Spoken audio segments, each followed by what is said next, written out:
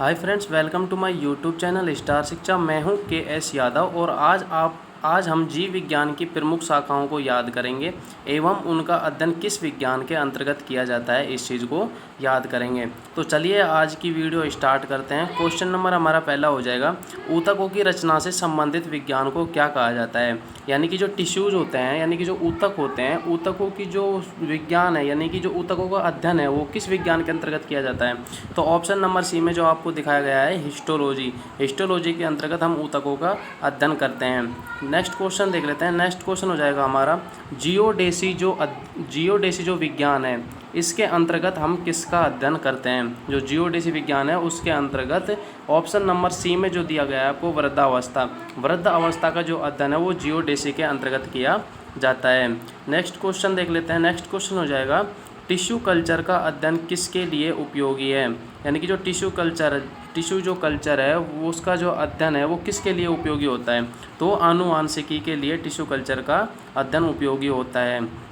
Next question होगा, जंतु विज्ञान की वह शाखा जिसके अंतर्गत आनुवांशिकी के लक्षणों तथा उसकी वंशागति का अध्ययन किया जाता है, वह क्या कहलाता है। यानी कि जो आनुवांशिकी का जो अध्ययन किया जाता है वो किसके अंतर्गत किया जाता है। तो आप सभी को पता है, जो ऑप्शन नंबर डी में दिया गया है जेनेटिक्स के अंतर्गत हम आनुवांशिकी के लक्षणों तथा उसकी वंशागति का अध्ययन करते हैं।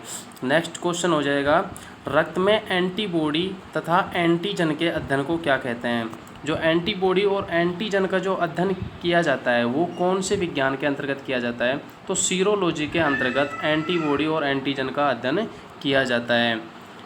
मोलस्का समुदाय के जंतुओं के कवच का अध्ययन क्या कहलाता है। जो मोलस्का समुदाय है उसके जो जंतुओं का अध्ययन किया जाता है, कवच का जो अध्ययन किया जाता है वो किसके अंतर्गत किया जाता है। तो ऑप्शन नंबर बी में दिया गया है आपको, कोंकोलॉजी के अंतर्गत मोलस्का समुदाय का अध्ययन किया जाता है। नेक्स्ट क्वेश्चन हो जाएगा, विज्ञान की शाखा न्यूरोलॉजी से कौन से शरीर के अंग का अध्ययन किया जाता है। तो न्यूरोलॉजी में जो शरीर का कौन सा अंग होता है जिसका अध्ययन किया जाता है। तो इसमें आपको ऑप्शन नंबर ए में दिया गया है स्नायु तंत्र, बी में सीना, सी में आँख और डी में गला। जो तो स्नायु तंत्र होता है, इस स्नायु तंत्र का जो अध्ययन है वो न्यूरोलॉजी के अंतर्गत किया जाता है। नेक्स्ट क्वेश्चन हो जाएगा हमारा क्वेश्चन नंबर 8, जंतु तथा उसके आसपास के वातावरणीय संबंधी अध्ययन को क्या कहते हैं। जंतुओं तथा उसके जो आसपास का वातावरण होता है इसका जो अध्ययन किया जाता है वो किस विज्ञान के अंतर्गत किया जाता है। तो इसका जो अध्ययन किया जाता है वो पारिस्थितिकी तंत्र के अंतर्गत किया जाता है। दोस्तों, इस वीडियो में हम आपको 20 से 21 क्वेश्चन इसके करवाने वाले हैं, जो कि बहुत ही मोस्ट इंपॉर्टेंट क्वेश्चन होने वाले हैं। एसएससी जीडी और ग्रुप डी के अंतर्गत आपको हर पेपर में 1-2 क्वेश्चन, ये अध्ययन वाले जो क्वेश्चन हैं इनमें से 1 या 2 क्वेश्चन आपको 100% देखने को ही मिलते हैं। तो आई होप आपको ये क्वेश्चन अच्छी तरीके से समझ में आएंगे और हम इनको अच्छी तरीके से याद करेंगे। नेक्स्ट क्वेश्चन हो जाएगा, नलिका विहीन ग्रंथियों का अध्ययन करने वाले जंतु विज्ञान की शाखा को क्या कहते हैं। तो एंडोक्राइनोलॉजी, नलिका विहीन जो ग्रंथियाँ होती हैं, डक्टलेस ग्लैंड जिनको हम इंग्लिश में बोलते हैं डक्टलेस ग्लैंड, इनका जो अध्ययन किया जाता है वो एंडोक्राइनोलॉजी के अंतर्गत किया जाता है। नेक्स्ट क्वेश्चन हो जाएगा, मछलियों से संबंधित अध्ययन क्या कहलाता है। जो मछलियों का जो अध्ययन किया जाता है वो किस विज्ञान के अंतर्गत किया जाता है। तो इक्थियोलॉजी के अंतर्गत मछलियों का अध्ययन किया जाता है। क्वेश्चन नंबर 11 हो जाएगा, मांसपेशियों का जो अध्ययन है वो क्या कहलाता है। यानी कि मांसपेशियों का अध्ययन किस विज्ञान के अंतर्गत आता है। तो वो मायोलॉजी के अंतर्गत आता है। मायोलॉजी में हम मांसपेशियों का अध्ययन करते हैं। नेक्स्ट क्वेश्चन हो जाएगा हमारा क्वेश्चन नंबर 12, मनुष्य के वातावरण को सुधारने से नस्ल सुधारना क्या कहलाता है। मनुष्य के वातावरण को सुधारने से नस्ल सुधारना क्या कहलाता है। तो उसे कहते हैं यूजेनिक्स। नेक्स्ट क्वेश्चन देख लेते हैं, तितलियों का अध्ययन क्या कहलाता है। जो तितलियों का अध्ययन है वो किस विज्ञान के अंतर्गत किया जाता है। तो लेपिडेटेरियोलॉजी के अंतर्गत हम तितलियों का अध्ययन करते हैं। नेक्स्ट क्वेश्चन हो जाएगा क्वेश्चन नंबर 14, जीवों के संक्रमण के विरुद्ध प्रतिरोध का अध्ययन क्या कहलाता है। तो इम्यूनोलॉजी में हम जीवों के जो संक्रमण के विरुद्ध प्रतिरोध होता है उसका अध्ययन किया जाता है इम्यूनोलॉजी के अंतर्गत।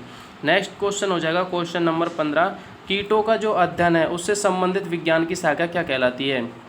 यानी कि जो कीट जो होती हैं उनका हम अध्ययन किस विज्ञान के अंतर्गत करते हैं? तो एंटोमोलॉजी विज्ञान के अंतर्गत हम कीटों का अध्ययन करते हैं। नेक्स्ट क्वेश्चन हो जाएगा क्वेश्चन नंबर 16, जनसंख्या के अध्ययन को क्या कहा जाता है?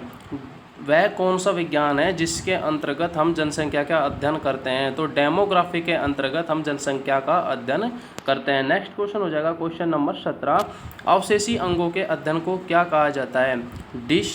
डिस्टिलियोलॉजी। अवशेषी जो अंग होते हैं उनका अध्ययन किस विज्ञान के अंतर्गत किया जाता है? तो डिस्टिलियोलॉजी के अंतर्गत अवशेषी अंगों का अध्ययन किया जाता है। नेक्स्ट क्वेश्चन हो जाएगा जंतु विज्ञान की वह शाखा जिसके अंतर्गत जंतु की बाह्य आकृति व संरचना का अध्ययन किया जाता है, वह क्या कहलाता है? तो ऑप्शन नंबर बी में आपको दिया गया है मार्फोलॉजी। मार्फोलॉजी के अंतर्गत हम जंतु की बाह्य और आंतरिक संरचना का अध्ययन करते हैं। क्वेश्चन नंबर 19 हो जाएगा आपका पीडियाट्रिक्स निम्नलिखित में से किसके अध्ययन से संबंधित है? जो पीडियाट्रिक्स विज्ञान है इसके अंतर्गत हम किसका अध्ययन करते हैं? तो जो शिशु रोग होते हैं, ऑप्शन नंबर डी में दिया गया है आपको शिशु रोगों का अध्ययन हम पीडियाट्रिक्स के अंतर्गत करते हैं। नेक्स्ट क्वेश्चन हो जाएगा हमारा क्वेश्चन नंबर 20, अस्थियों का अध्ययन विज्ञान की किस शाखा के अंतर्गत किया जाता है? तो आप सभी को पता है अस्थियों का जो अध्ययन है वो ऑस्टियोलॉजी विज्ञान के अंतर्गत किया जाता है। नेक्स्ट क्वेश्चन हो जाएगा रेशम का पालन क्या कहलाता है? जो रेशम का पालन है वो क्या कहलाता है? तो सेरीकल्चर के अंतर्गत हम रेशम का अध्ययन करते हैं।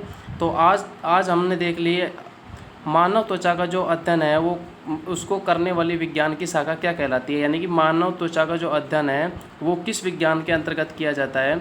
तो ऑप्शन नंबर डी में आपको दिया गया है डर्मेटोलॉजी विज्ञान के अंतर्गत हम मानव त्वचा का अध्ययन करते हैं। नेक्स्ट क्वेश्चन हो जाएगा हमारा 23, घाव का अध्ययन क्या कहलाता है?